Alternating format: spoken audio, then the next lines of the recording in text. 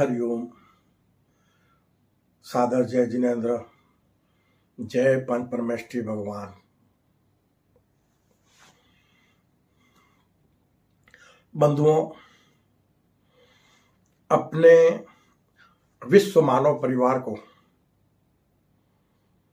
कल्कि ज्ञान सागर के अनुसार ब्रह्म, अध्यात्म और कर्म रूपी आध्यात्मिक ज्ञान की बातें बताने से पहले मैं कल्कि साधक कैलाश मोहन हमारी सुंदर सृष्टि के रचयिता,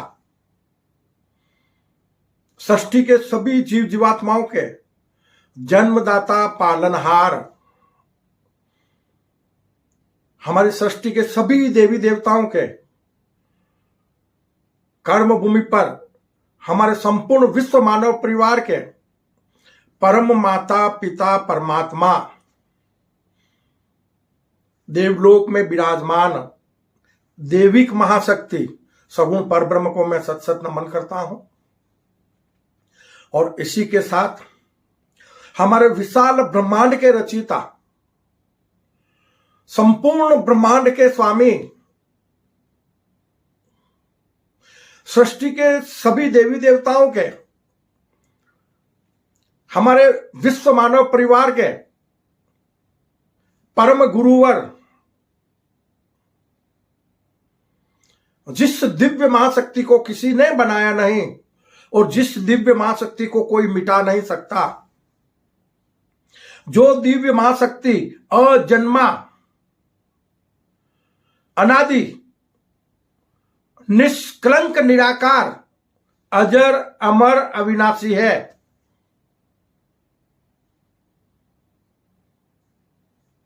वो दिव्य महाशक्ति ना तो किसी की संतान है और ना ही उस दिव्य महाशक्ति की कोई संतान है। गुरुओं के भी गुरु, जिस दिव्य महाशक्ति जैसा न कोई था, न कोई है और ना ही कभी कोई होगा, उस गुरुओं के भी गुरु परम गुरुवर को, निर्गुण परम ब्रह्म को भी मैं सत सत नमन करता हूं।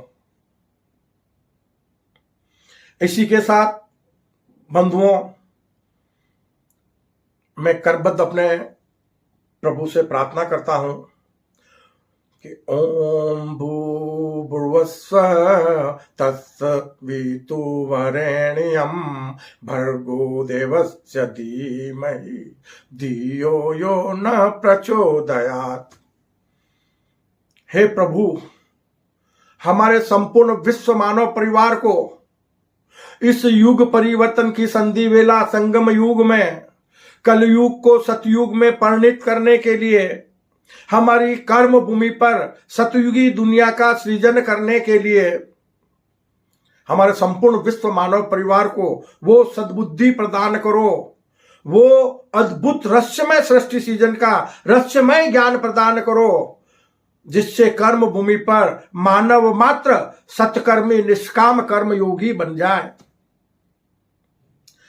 हमारी कर्म भूमि अविनाशी स्वर्ग बन जाए, सतलोक बन जाए। कर्म भूमि पर किसी भी कर्म योगी को मरकर स्वर्ग और मोक्ष ना जाना पड़े। इसी भावना के साथ बंधुओं, आज का कल्कि ज्ञान सागर का विषय है, बहुत चिंतन करने लायक विषय है और मानव मात्र को इस विषय पर चिंतन करना चाहिए। अगर ईश्वर को पाना चाहते हो, ईश्वर को जानना चाहते हो, दिव्य महाशक्ति को पाना चाहते हो, दिव्य महाशक्ति को जानना चाहते हो, तो स्वयं के साधक बन जाओ, स्वयं को उगाड़ो, स्वयं के भीतर उतर जाओ। निश्चित तौर पर उस दिव्य महाशक्ति से आपका मिलन तो होगा ही। इस कर्म भूमि पर मानव मात्र का अमूल्य मानव जीवन सार्थक हो जाएगा। किसी को मरकर स्वर्ग और मोक्ष नहीं जाना पड़ेगा। सबसे ज्यादा अत्यंत आवश्यक है, अत्यंत जरूरी है, तो क्या है कि मानव स्वयं को जाने, स्वयं के सत्य स्वरूप को जाने कि मानव तन की सत्य पहचान क्या है। ये जो भौतिक शरीर है हमारा, उसकी हम जो मैं लगाते हैं ना इसके लिए, उसकी सत्य पहचान क्या है और मैं का मतलब क्या है। तुम जो मैं लगा रहे हो वो किसके लिए लगा रहे हो, इस बात पर चिंतन करो। आज संपूर्ण मानव जगत के लोग मैं इस नश्वर भौतिक शरीर के लिए लगाते हैं। पहचान कर्म भूमि पर, तो ये एक नश्वर भौतिक शरीर मनुष्य रूपी जीवात्मा के लिए, जो मनुष्य रूपी जीवात्मा देवलोक से कर्म भूमि पर अवतरित होता है, वो प्रकृति के पंच तत्वों से बना ये मनुष्य रूपी मानव तन धारण करता है।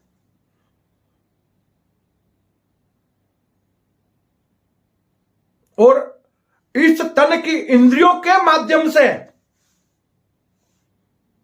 इस कर्म भूमि पर विचरण करता है, इस कर्म भूमि पर भ्रमण करता है, इस कर्म भूमि पर कर्म करता है और अपने मन और बुद्धि के अनुसार इस कर्म भूमि पर जीवन यापन करता है। मानव अद्भुत रहस्यमय सृष्टि सीजन के रहस्यमय ज्ञानानुसार निर्गुण ईश्वर का सगुण स्वरूप है। मानव और ईश्वर, मानव और दिव्य महाशक्ति एक ही सिक्के के दो पहलू हैं। बस मानव स्वयं को जान ले, बाहरी स्वरूप से नहीं, अपने भीतर के स्वरूप से, कि इस तन को धारण करने वाला कौन है,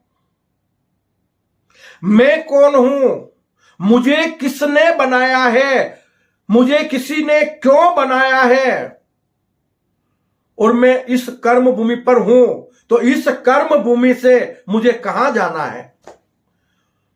ऐसी बातों पर चिंतन करो तो आपके भीतर के द्वार स्वतः ही खुल जाएंगे और प्रभु द्वारा आपको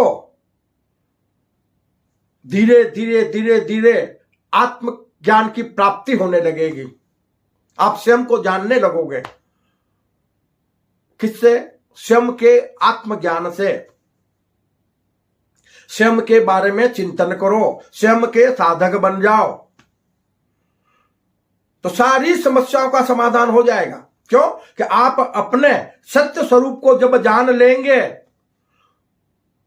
तो इस बात को आप बहुत अच्छी तरह से जान जाएंगे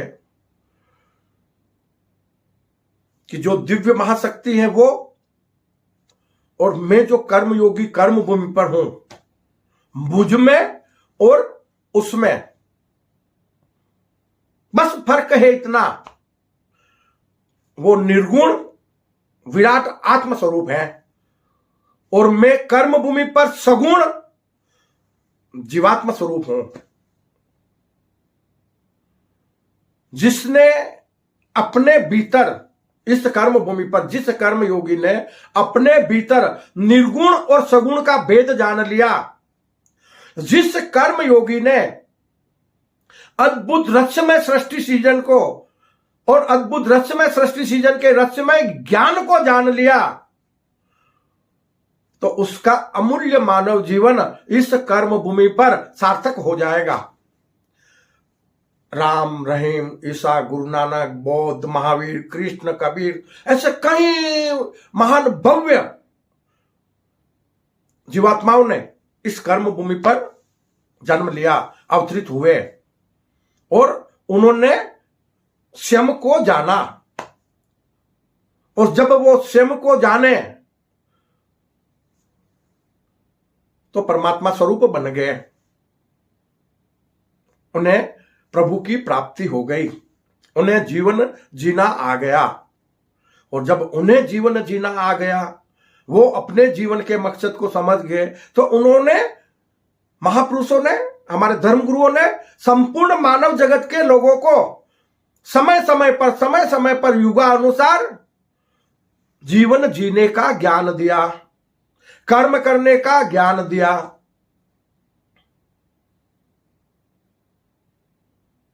किंतु मानव जगत के लोग अज्ञानतावश, पता नहीं क्यों, इस भौतिक शरीर के बनकर अज्ञानतावश और जीवन भर इस नश्वर भौतिक शरीर के लिए ही कर्म करते रहते हैं। तो नतीजा, अच्छे बुरे कर्म होते हैं दोनों तरह के, और अच्छे बुरे कर्मों के अनुसार अच्छा और बुरा फल मिलता है, वही एक मानव जीवन बन जाता है। कहते हैं कि आध्यात्मिक ज्ञानानुसार मानव स्वयं ही स्वयं का भाग्य विधाता है। वो इस कर्म भूमि पर जैसे जैसे कर्म करेगा वैसा उसे जीवन मिलेगा। हमारे प्रभु परम गुरु और निर्गुण परम ब्रह्म हमें कर्म भूमि पर संपूर्ण मानव जगत के लोगों को, संपूर्ण मानव जगत को, हमारे संपूर्ण विश्व मानव परिवार के लोगों को कर्म करने का ज्ञान दे सकते हैं, किसी न किसी को निमित्त बनाकर। वो कर्म भूमि पर जन्म मरण उनका नहीं होता है। कल भी आपको बताया है कि दिव्य महाशक्ति और दैविक महाशक्ति का मानव तन के भीतर, कौन सा मानव? जो इस कर्म भूमि पर सत्कर्मी निष्काम कर्म योगी बन जाए, निस्वार्थ भाव से कर्म करे, ऐसे कर्म योगी के हृदय में दिव्य महाशक्ति का और दैविक महाशक्ति का अवतरण होता है, अवतार और ईश्वर के रूप में। दिव्य महाशक्ति भी मानव तन के भीतर आत्मा में उसका प्राकट्य होता है, और दैविक महाशक्ति जीवात्मा में उसका प्राकट्य होता है। फिर दोनों का एकाकार होता है, तब हमारे निर्गुण परम ब्रह्म जो निष्कलंक निराकार है, वो उस मानव तन के भीतर अपने स्वरूप को रचते हैं। और जब वो उस मानव तन के भीतर अपने स्वरूप को रच लेते हैं, तो यह मानव तन, इसके भीतर निर्गुण सगुण का भेद मिट जाता है, वो दिव्य महाशक्ति स्वरूप बन जाता है। उसके बाद उस कर्म योगी के माध्यम से कर्म भूमि पर धर्म की स्थापना व प्रभावना के कार्य होते हैं। तो हम क्या करते हैं? अज्ञानतावश कर्ता भीतर बैठा हुआ है। ये मानव तन कभी कर्ता बन नहीं सकता। क्यों? कि इस मानव तन को चलाने वाला वो तो भीतर बैठा हुआ है, कर्म करने वाला वो भी भीतर बैठा हुआ है, और इस तन के भीतर जिसने इस तन को धारण किया है उसका नाम तो मानव नहीं है। तो मानव नाम किसका है? यह चिंतन करने का विषय है कि मानव तन की सत्य पहचान क्या है। यह आज का विषय है। मानव शब्द किसको दिया गया है? अंदर जो जीवात्मा है, सगुण जीवात्मा, हम मनुष्य रूपी जीवात्मा भी आध्यात्मिक ज्ञान अनुसार कहते हैं, क्योंकि वो मानव तन को धारण कर रहा है कि हमने उसको मनुष्य रूपी जीवात्मा कह दिया, लेकिन वो है सिर्फ जीवात्मा है। कौन सा जीवात्मा है? सगुण पर ब्रह्म स्वरूप।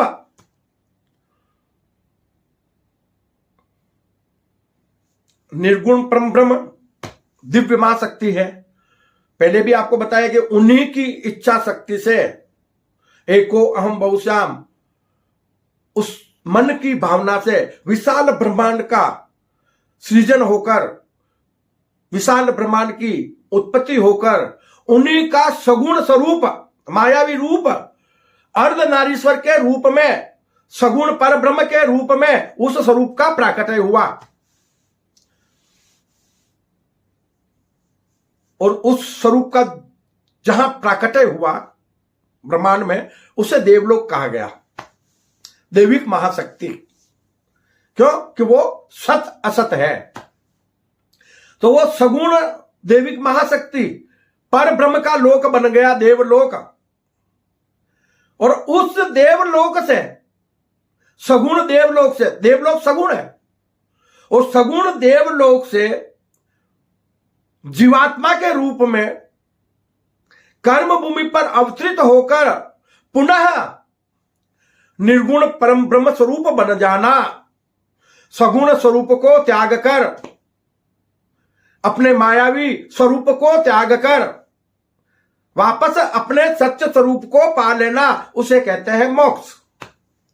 मोक्ष पाने के लिए मरने की जरूरत नहीं है। जीते जी कर्म भूमि पर मानव मात्र मोक्ष रूपी शाश्वत सुख को प्राप्त कर सकता है। यह बात हमने कल की ज्ञान सागर में पहले भी बताई है, और एक बार फिर हम आपको दोहरा रहे हैं कि मोक्ष का मतलब जन्म मरण मिट जाना।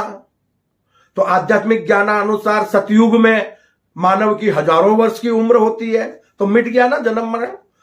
उसलिए कल की ज्ञान सागर कहता है कि सतयुग की स्थापना कर लो और सतयुग का सृजन कर लो, कर्म भूमि को सतयुगी दुनिया बना लो, कलयुग को सतयुग में परिणित कर लो। और जब कलयुग को तुम सतयुग में परिणित कर लोगे ना, तो इस कर्म भूमि पर मानव मात्र को जीते जी मोक्ष रूपी शाश्वत सुख मिल जाएगा। स्वर्ग सुख तो जरूरत ही नहीं है, क्योंकि स्वर्ग सुख उसी में आ गया।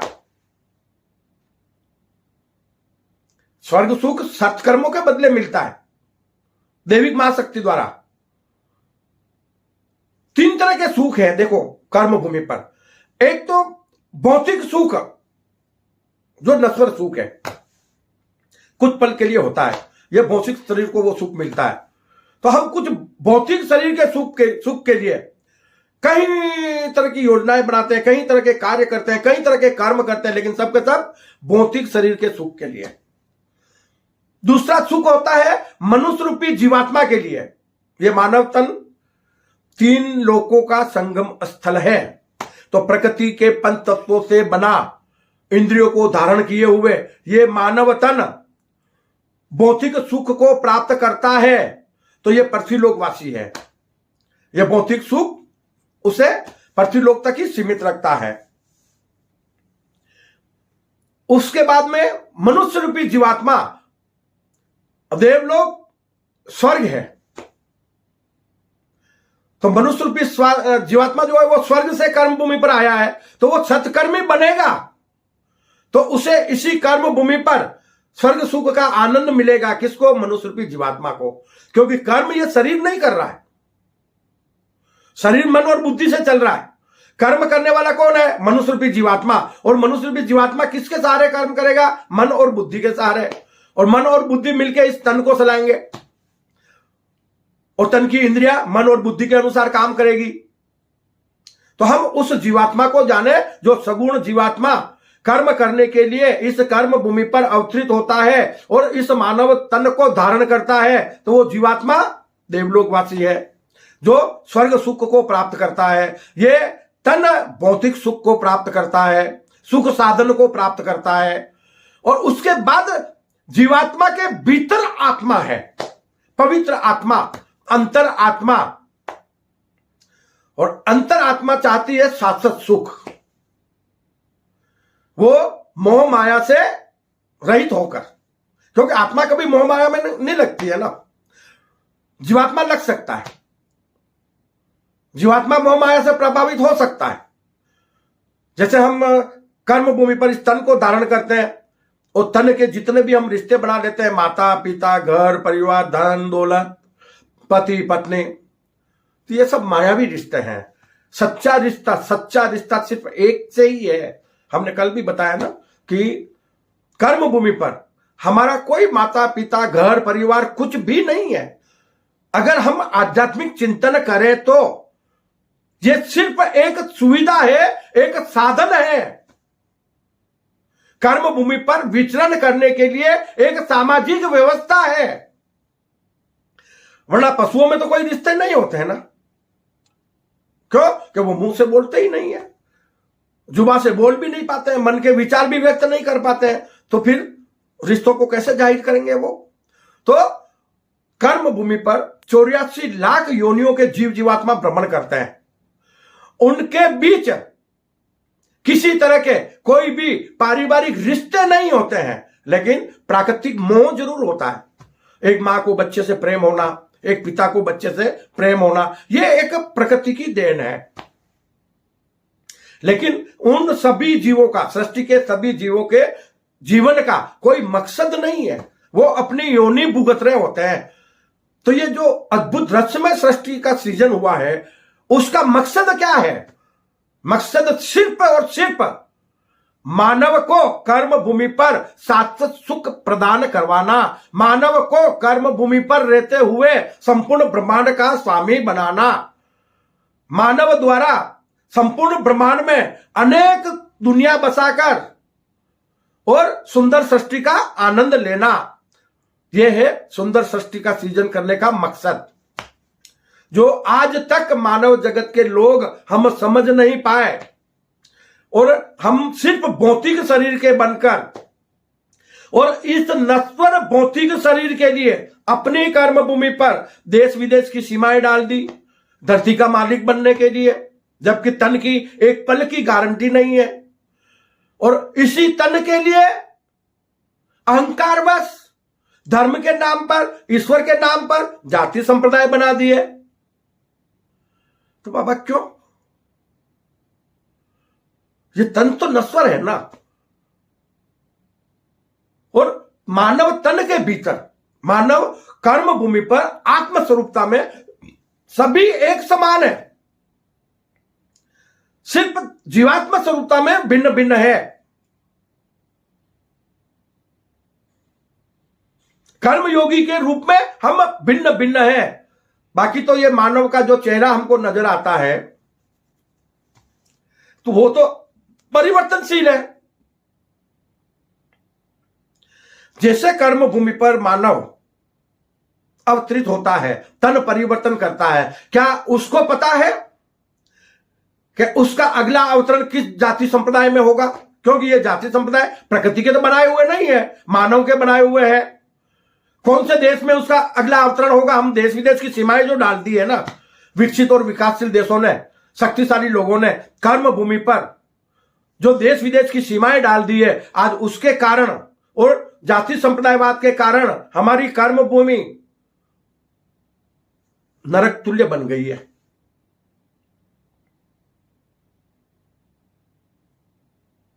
मानव मात्र का जीवन त्रासदियों से भर गया है, और हमें त्रासदियां देने के लिए हमारे परम माता पिता परमात्मा सगुण परब्रह्म ने इस कर्म भूमि पर अवतरित नहीं किया है। हमें तो सुंदर सृष्टि का आनंद लेने के लिए इस कर्म भूमि पर अवतरित किया है। तो हम अपने इस मायावी संसार में, ये जो मायावी दुनिया है, मायावी संसार है, उसमें अपने सत्य स्वरूप को जान ले। क्या इस मानव तन को धारण करने वाले मनुष्य रूपी जीवात्मा की कोई जाति है क्या? कोई धर्म संप्रदाय है क्या? जाति और धर्म संप्रदाय हम इस तन को लेके बना रहे। फिर ये मानव तन जो है, वो जब परिवर्तन होता है तो वो कब किस जाति संप्रदाय में जन्म लेगा, कब किस देश की भूमि पे जन्म लेगा, ये किसी को पता है क्या? इसलिए कल्कि ज्ञान सागर कहता है कि तू जिस जाति संप्रदायवाद को लेकर अपने अंदर भेद को पाल रहा है, तो तुझे कहां पता है बंदे कि तू ही हिंदू, तू ही मुस्लिम, तू ही सिख ईसाई है? तुझे कहां पता है बंदे कि कौन से जन्म में तेने कौन सी जाति संप्रदाय पाया है या कौन सी जाति पाई है? यह चिंतन करने का विषय है कि हम इस नश्वर भौतिक शरीर को लेकर अपने अमूल्य मानव जीवन को नरक तुल्य ना बना लें। हम अपने भीतर के सत्य स्वरूप को जान लें। हम कभी भूलकर प्रकृति और परमात्मा के खिलाफ कर्म ना करें। हम भूलकर जाति और संप्रदायवाद में अपने विश्व मानव परिवार को नहीं बांटे। तो एक साथ इस कर्म भूमि पर संपूर्ण मानव जगत के लोगों का अमूल्य मानव जीवन सार्थक हो जाएगा। बंधुओं, कल्कि ज्ञान सागर कहता है, आप इन 4 लाइनों पे चिंतन करना कि कहां से तुम आए हो। चिंतन करना इन 4 लाइनों पे कि कहां से तुम आए हो, कहाँ तुमको जाना है जी, पता नहीं कब किस जगह मर जाना है।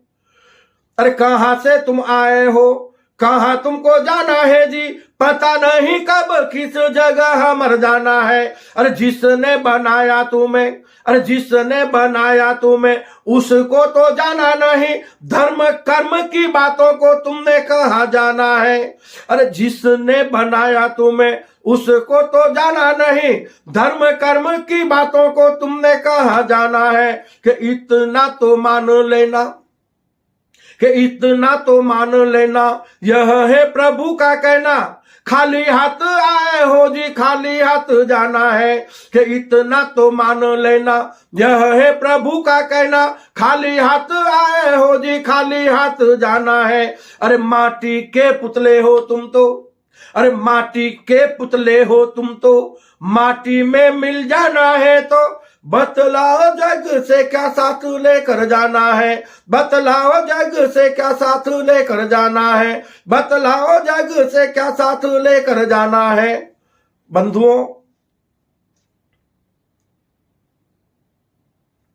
वर्तमान समय युग परिवर्तन की संधि वेला का समय है, पापी और पाप मिटने का समय है, कलयुग को सतयुग में परिणित करने का समय है, कर्म भूमि पर सतयुगी दुनिया का सृजन करने का समय है। अगर इस समय में हम नहीं संभले तो सब के सब अपने पाप कर्मों के कारण, अपनी तामसिक प्रवृत्तियों के कारण कुछ ही पल में मिट्टी में मिल जाएंगे। कोई ताकत हमें बचा नहीं पाएगी। चिंतन करने का विषय है। मैं एक साधारण इंसान हूं, मैंने हर वीडियो में आपको बताया और फिर भी बता रहा हूं कि मेरे जीवन का मकसद सिर्फ इतना है कि प्रभु से मुझे जो कर्म करने की ज्ञान की प्राप्ति हुई है वो मैं अपने विश्व मानव परिवार के बीच बांट दूं। अपनी अंतःप्रेरणा से मुझे जो ज्ञान मिला है वो मैं अपने विश्व मानव परिवार के बीच बांट दूं। तो हो सकता है कि ज्यादा मैं कुछ ना कर पाऊं, मैं थोड़ा कुछ कर लूं और उसके बाद हमारा संपूर्ण विश्व मानव परिवार इससे जुड़ जाए और वो स्वतः ही परिवर्तन ले आए। क्योंकि एक अकेला इंसान तो कुछ कर नहीं सकता है। विश्व लेवल पर जब काम करना है, संपूर्ण मानव जगत के लिए काम करना है, तो एक संगठन और शक्ति की जरूरत होती है, एक समूह की जरूरत होती है। तो बंधुओं, इसीलिए कल की ज्ञान सागर के माध्यम से मैं आप सबसे करबद्ध निवेदन करना चाहूंगा कि प्रभु द्वारा जो ज्ञान दिया जा रहा है उस ज्ञान के बारे में विस्तार से जानकारी पाने के लिए मैंने लेखन कार्य भी किया है। और लेखन कार्य के जो लेख है ना, वो आप प्रभु द्वारा दिया गया ज्ञान है। इस ज्ञान को आप हमारी वेबसाइट कल्कि ज्ञान सागर की www.kalkigyanasagar.com पर प्राप्त कर सकते हैं। इसी के साथ आप हमारे कल्कि ज्ञान सागर चैनल को, ईश्वरीय चैनल को ज्यादा से ज्यादा सब्सक्राइब करावें और इसे लाइक और शेयर करें, ताकि इस YouTube चैनल के माध्यम से हम अपने विश्व मानव परिवार के बीच यथाशीघ्र मानव धर्म की प्रभावना कर सकें, ईश्वरीय ज्ञान की प्रभावना कर सकें, जिससे हम कर्म भूमि पर कलयुग को सतयुग में परिणित कर सतयुगी दुनिया का सृजन कर सकें। तो कर्म भूमि पर मानव मात्र का अमूल्य मानव जीवन सार्थक बन जाए, इसी भावना के साथ बंधुओं, मैं अपने संपूर्ण विश्व मानव परिवार के सभी लोगों का कल्याण चाहते हुए अपने वाणी को विश्राम देता हूं। जय अहिंसा, ओम विश्व शांति, सत्यमेव जयते, सत्यमेव जयते, सत्यमेव जयते।